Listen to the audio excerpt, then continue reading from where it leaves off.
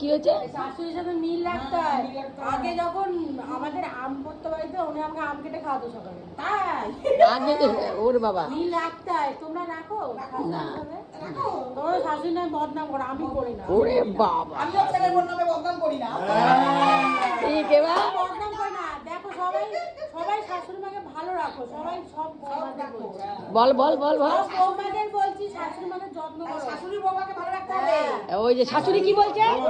বৌমা যা করবে, বৌমার সাথে মেয়ের সাথে যেমন করতো বৌমার সাথে সেরকম করতে হবে। ওই জন্য তো না, একটা মেয়ে বলছে ফেসবুকে, মা মা তুমি তো বলেছো শ্বশুর বাড়িতে গিয়ে শাশুড়ির সঙ্গে আমার মতো যেমন করে থাকিস মার মতো করে থাকবি।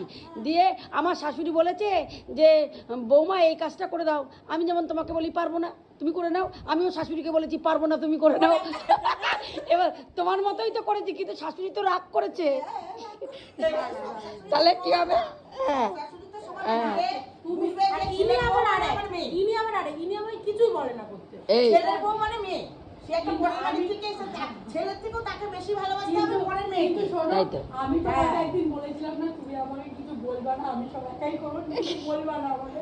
একদিন বলেছিলাম তুমি আমাকে কিছু কাজ করতে বলবা না, তুমি আমাকে কিছু কাজ করতে বলবা না, আমি নিজে করবো। ওরে বাবা রে, ঠিক আছে, আচ্ছা ওকে, তাহলে শাশুড়ি বউয়ের ঝগড়া নেই তো? না না আচ্ছা ঠিক আছে, আচ্ছা।